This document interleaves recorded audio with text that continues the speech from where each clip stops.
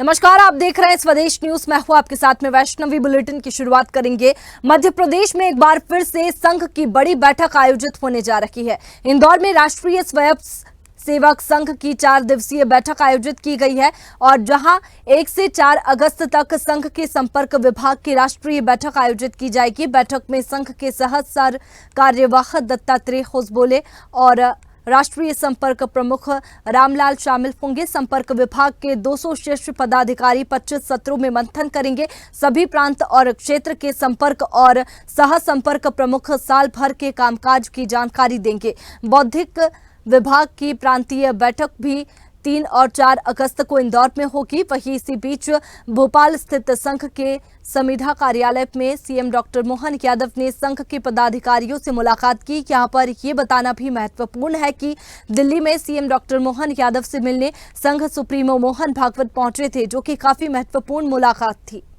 तो संघ की एक बड़ी बैठक इंदौर में होने वाली है। बता दें कि सीएम डॉक्टर मोहन यादव भी पहले मुलाकात कर चुके हैं संघ सुप्रीमो से और 1 से 4 अगस्त तक संघ के संपर्क विभाग की राष्ट्रीय बैठक इंदौर में होगी। संघ के सरकार्यवाह भी पहुंचेंगे। सीएम डॉक्टर मोहन यादव भोपाल के संविधा कार्यालय पहुंचे थे। कल से इंदौर में आरएसएस की 4 दिवसीय बैठक होगी, जिसमें महत्वपूर्ण चर्चाएं होंगी और पूरी जानकारी संघ को लेकर के दी जाएगी। संघ के सरकार्यवाह दत्तात्रेय होसबोले मौजूद रहेंगे। सीएम डॉक्टर मोहन यादव भोपाल के संविधा कार्यालय पहुंचे थे। तो 1 से 4 अगस्त तक संघ के संपर्क विभाग की राष्ट्रीय बैठक होने वाली है। बता दें कि 4 दिवसीय ये बैठक होगी और ये बैठक काफी महत्वपूर्ण है क्योंकि इसमें संघ को लेकर ही जानकारी दी जाएगी। और इसी पर ज्यादा जानकारी के साथ ब्यूरो चीफ चेतन हमारे साथ में जुड़ चुके हैं। चेतन, 4 दिवसीय संघ की बैठक होने वाली है, किन मुद्दों पर इस बैठक में चर्चा होगी और क्या जानकारी दी जाएगी? जी वैष्णवी, कल की बात कर लें तो कल 1 अगस्त से 4 अगस्त के बीच एक बड़ी अहम बैठक होने जा रही है आरएसएस की। बता दूं कि करीब राष्ट्रीय बैठक के सह कार्यवाह डॉक्टर होसबोले रहेंगे। मजबूत और चेतन, आपकी आवाज नहीं पहुंच पा रही है। होने वाला है, इसको लेकर काफी अहम तैयारियां संघ ने कर ली है। तो जिस तरीके से बात कर ली जाए तो इंदौर में राष्ट्रीय संघ की जो बड़ी 4 दिवसीय बैठक हो रही है। चलिए चेतन, 4 दिवसीय ये बैठक हो रही है जो कि काफी महत्वपूर्ण है। एक बार फिर से आपको जोड़ने की कोशिश करेंगे तो ये 4 दिवसीय बैठक आरएसएस की काफी महत्वपूर्ण है।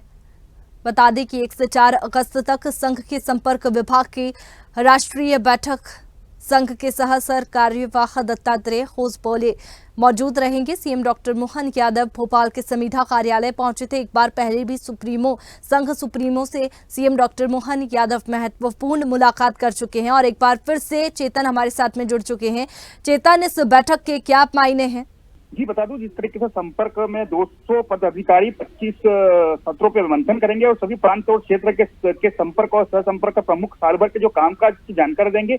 बौद्धिक विभाग की प्रांतीय बैठक भी होगी और बता दूं कम से कम 4 अगस्त तक चलने वाली बैठक काफी अहम है। इसी बीच भोपाल स्थित संघ के संविधा कार्यालय में सीएम डॉक्टर मोहन यादव संघ के पदाधिकारियों से भी मुलाकात करेंगे। तो ये काफी अहम बैठक होने जा रही है मध्य प्रदेश के अंदर और 1 से 4 दिन की जो बैठक है उसमें कई इस तरीके के निर्णय लिए जाएंगे कि क्या संघ ने साल भर तक का कार्य किया है और साल भर तक किस तरह के कार्य हुए हैं और आगे किस तरीके का कार्य करे, इसको लेकर एक बड़ा मंथन भी किया जाएगा। जी बिल्कुल, काफी महत्वपूर्ण ये बैठक होने वाली है, जानकारी दी जाएगी। इसके साथ ही कई दिशा निर्देश भी दिए जाएंगे। चेतन, शुक्रिया आपका तमाम जानकारी के लिए। ग्वालियर के पंजीयन विभाग में बड़ा हादसा होते बचा है। कल दोपहर में हुई बूंदाबांदी के चलते ट्रांसफार्मर के केबल में पानी आने की वजह से धमाके के साथ ट्रांसफार्मर जल गया और पंजीयन विभाग की बिजली आपूर्ति बंद हो गई है, जिससे पंजीयन विभाग में हो रही रजिस्ट्रियों ने नहीं हो पाई। हजारों लोग जो रजिस्ट्री कराने आए थे उन्हें वापस लौटाना पड़ा और 24 घंटे होने के बाद भी अभी तक बिजली आपूर्ति बहाल नहीं हो पाई है, जिससे लाखों रुपए के राजस्व का नुकसान हो रहा है। बिजली विभाग के कर्मचारी बिजली आपूर्ति के लिए संघर्षरत है। जब ट्रांसफार्मर में धमाका हुआ उसकी वजह से विभाग के सभी उपकरणों को बंद कर दिया गया, जहां जिला पंजीयक ने ईश्वर को धन्यवाद देते हुए कहा कि इस हादसे में कोई जनहानि नहीं हुई है। बिजली आपूर्ति की वजह से भोपाल से ही रजिस्ट्री के लिए स्लॉट बंद कर दिए गए हैं। बिजली आपूर्ति बहाल होने के बाद ही रजिस्ट्री की प्रक्रिया शुरू की जाएगी। जायजा लिया हमारे ग्वालियर ब्यूरो चीफ अरविंद चौहान ने। ग्वालियर के पंजीयन विभाग में एक बड़ा हादसा होते होते बचा, क्योंकि जो ऑफिस के पीछे की डीपी है उसमें अचानक आग लग गई। लगभग अभी 24 घंटे हो गए हैं, इसके बावजूद अभी डीपी बिल्कुल यहाँ पर जो बिजली विभाग के कर्मचारी हैं पूरी तरह से तैनात हैं, लेकिन अभी तक बिजली नहीं आई है यहाँ, यानी कि पूरा काम ठप पड़ा हुआ है। स्लॉट बुक नहीं हो रहे हैं, हितग्राही परेशान हो रहे हैं और पंजीयन विभाग के जितने अधिकारी हैं वो बराबर मौके पर खड़े हुए हैं। कैसी भी तरह से उनका प्रयास है कि जल्दी से जल्दी यहाँ पर जो बिजली का कनेक्शन ठीक हो जाए, जिससे कि जो हितग्राही परेशान हो रहे हैं, जिनकी स्लॉट बुक नहीं हो रहे हैं, वो यहाँ पर आ जाए। सबसे पहले बात करते हैं यहाँ पर वरिष्ठ जिला पंजीयक दिनेश गौतम जी से। सर, ये बड़ा हादसा होते होते बचा, अगर जरा भी कहीं लापरवाही हो जाती तो निश्चित तौर पे कहीं ना कहीं जनहानि होने की संभावना बनती, क्योंकि फॉल्ट हुआ है, एसी में आग लग सकती थी, बहुत सारी चीजें हुई हैं। क्या कारण है? अभी तो विद्युत विभाग वाले बता पाएंगे कि मतलब वजह क्या है, लेकिन बहुत बड़ा हादसा होने से बचा, कोई जनहानि नहीं हुई। ठीक है, और कोई स्लॉट बंद कर दिए गए हैं, अभी रस्ते नहीं हो रही जी। विद्युत सप्लाई जैसे ही शुरू होती है और हम टेम्परेरी फिर सब रजिस्ट्रारों तक वो पहुंचता है, चार्ज पहुंचता है, विद्युत की व्यवस्था होती है, उसके बाद स्लॉट हो गया है। स्लॉट बंद कल ये घटना होने के बाद, जैसे भोपाल बताया गया, उसके बाद से हाँ। अच्छा, वहीं से बंद कर दिया जी। तो निश्चित तौर पर कहेंगे कि जो पंजीयन विभाग है और स्लॉट बंद कर दिया। इस बार हमारे साथ हैं जिला पंजीयक अशोक शर्मा जी। सर, कैसे देखते हैं बड़ा हादसा यहाँ पर? निश्चित तौर पे कहेंगे ईश्वर का धन्यवाद तो है ही है कि कोई हादसा नहीं हुआ, तो स्लॉट तो कल भी बुक हो जाएंगे, रस्तियाँ कल भी हो जाएंगी, लेकिन कोई जनहानि नहीं हुई है, क्योंकि पंजीयन विभाग में हजारों की संख्या में हितग्राही आते हैं। सबसे बड़ी बात यही है कि जनहानि नहीं हुई है। बाकी हम कल से लगातार लगे हुए हैं, किसी भी स्थिति में बिजली बहाल करने की काम चल रहा है, बिजली विभाग वाले भी लगे हुए हैं और हमारा प्रारंभिक कार्य यही है कि उप पंजीयक कार्यालय में लाइट बहाल हो जाए, जिससे कि कल से रजिस्ट्रियाँ शुरू हो जाएं।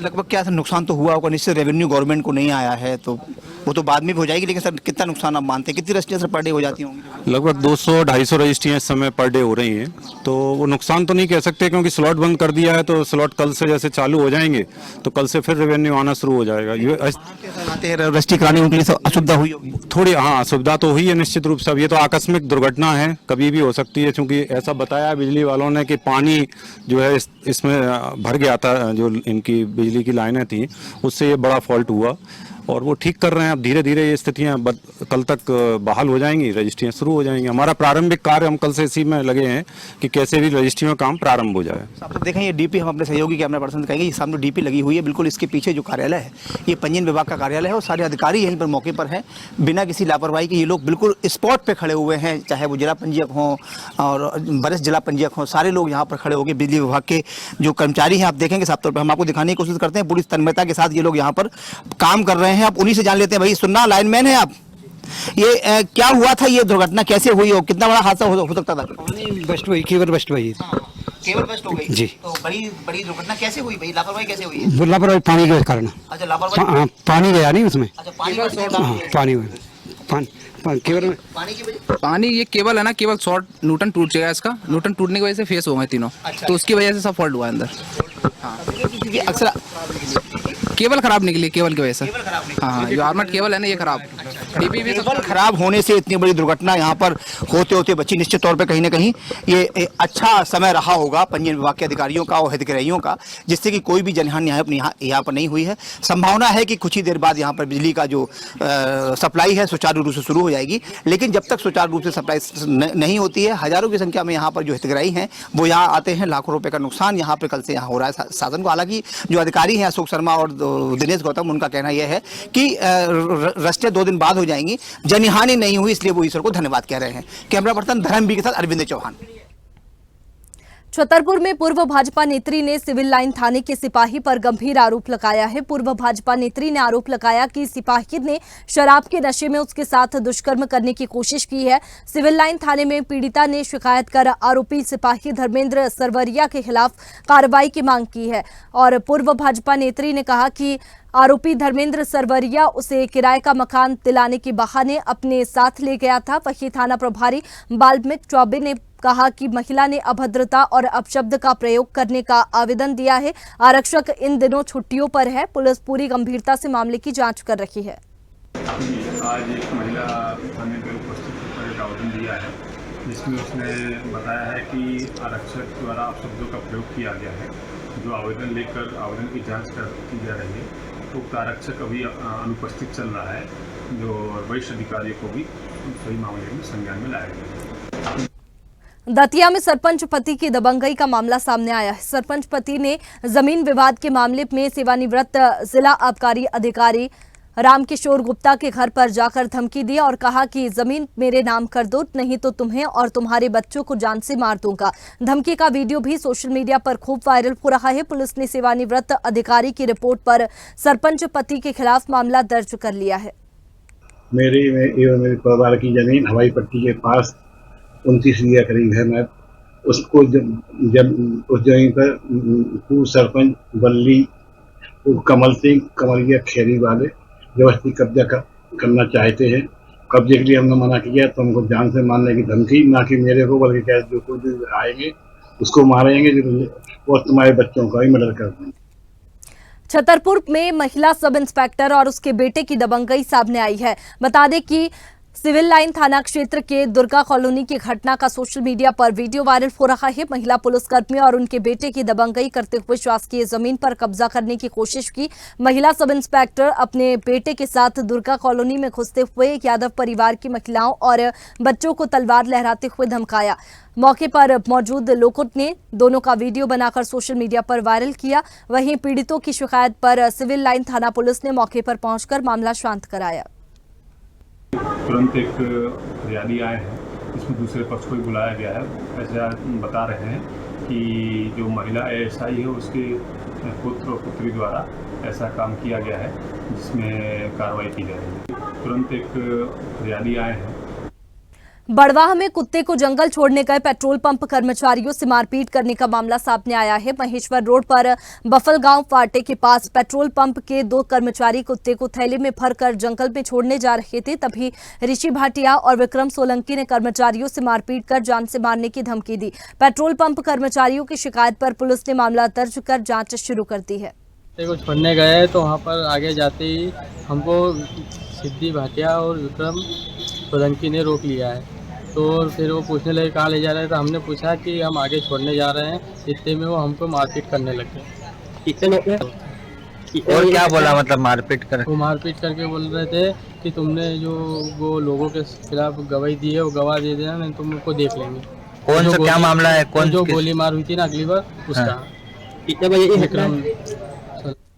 एक तरफ प्रदेश सरकार सीएम राइज स्कूल खोलकर शिक्षा की गुणवत्ता बढ़ाने के लिए प्रयासरत है और वहां संसाधन बढ़ाने और विषय विशेषज्ञ शिक्षकों को नियुक्त करने का प्रयास कर रही है। वहीं दूसरी तरफ एक शिक्षक पूरी व्यवस्था पर भारी है, न उसे जिला प्रशासन का भय है और न ही विभागीय आदेशों का परवाह है। गौरतलब है कि जिले के शासकीय उच्चतर माध्यमिक विद्यालय फूप में पदस्थ राजनीति विज्ञान के शिक्षक सहदेव यादव को शासकीय उच्चतर माध्यमिक विद्यालय बझाइप में 27 मई 2023 को प्रभारी प्राचार्य बनाया गया था, जिसे 22 दिसंबर तक 2023 को कार्यमुक्त भी कर दिया गया था। लेकिन 6 महीने बीत जाने के बाद भी उन्होंने मूल संस्था में ज्वाइन नहीं किया और इसी को लेकर अब जिला शिक्षा अधिकारी की प्रतिक्रिया सामने आई है। भोपाल के करोद चौराहे पर 3 टियर में ट्रांसपोर्टेशन होगा। बता दें कि कैबिनेट मंत्री विश्वास सारंग ने करोद मेट्रो परियोजना का निरीक्षण कर निर्माण कार्य का जायजा लिया। करोद में मेट्रो लाइन डलने का कार्य होने पर एयरपोर्ट से रत्नागिरी चौराहे तक 6 लेन बनेगा और सड़क चौड़ीकरण का कार्य प्रगति पर है। सबसे ऊपर मेट्रो, फिर फ्लाईओवर और सर्विस रोड निकलेगी और लगभग 4 साल में प्रोजेक्ट पूरा होगा। कैबिनेट मंत्री विश्वास कैलाश सारंग के निरीक्षण के दौरान मेट्रो, NHAI, PWD, नगर निगम, ट्रैफिक समेत जिला प्रशासन के अधिकारी मौजूद रहे। नरेला विधानसभा और भोपाल के लिए बड़ी सौगात मेट्रो की मिलने जा रही है। पहले भी हमने संपूर्ण नरेला क्षेत्र को मेट्रो से जोड़ा था। अब करोद से मेट्रो की लाइन डलने का कार्य शुरू हुआ है।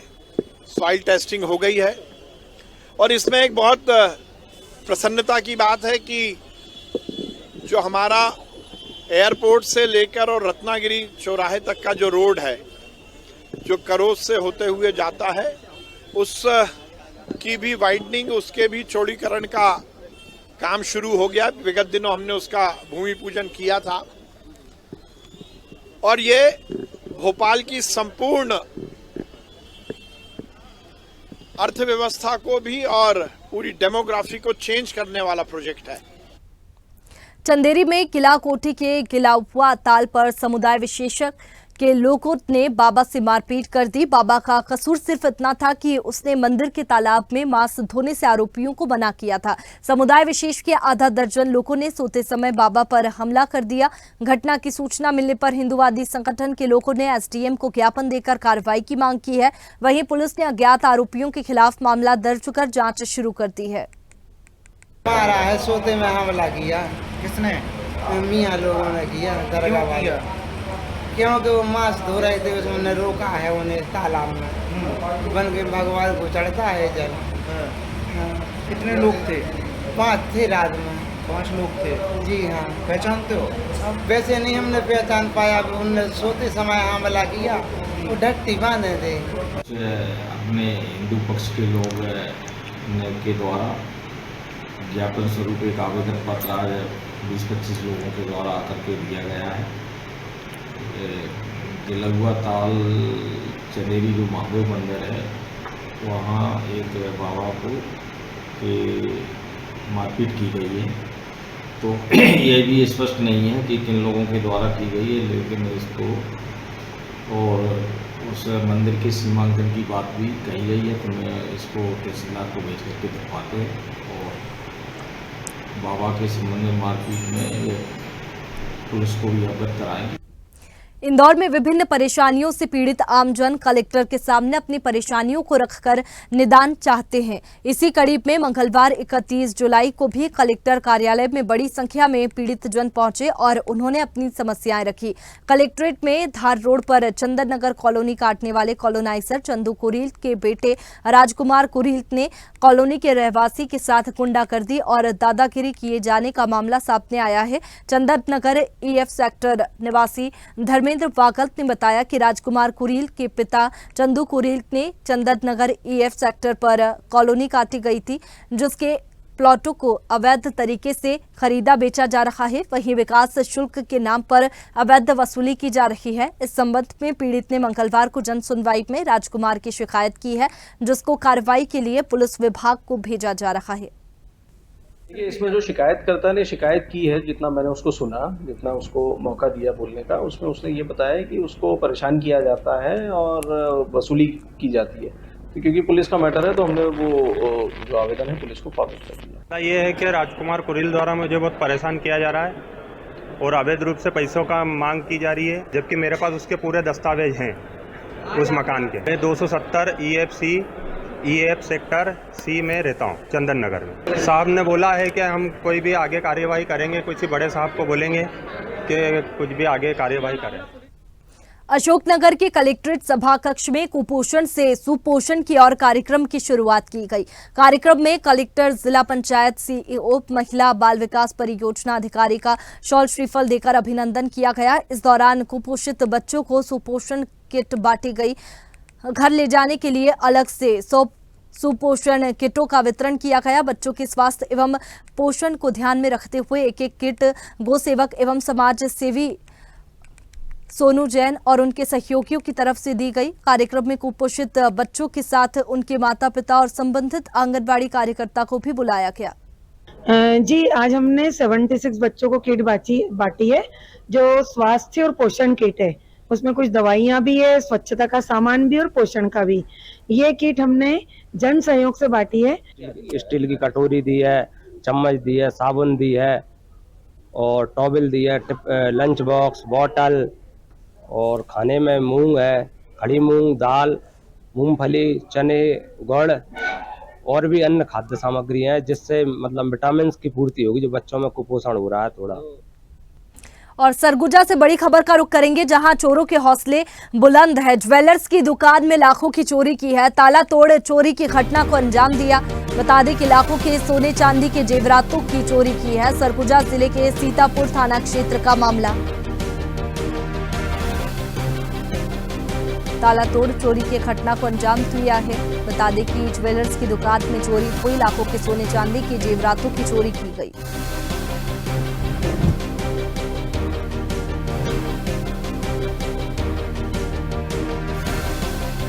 सरगुजा में चोरों के हौसले बुलंद है। ज्वेलर्स की दुकान में चोरी की है, ताला तोड़ चोरी की घटना को अंजाम दिया। लाखों की सोने चांदी की जेवरातों की चोरी की है।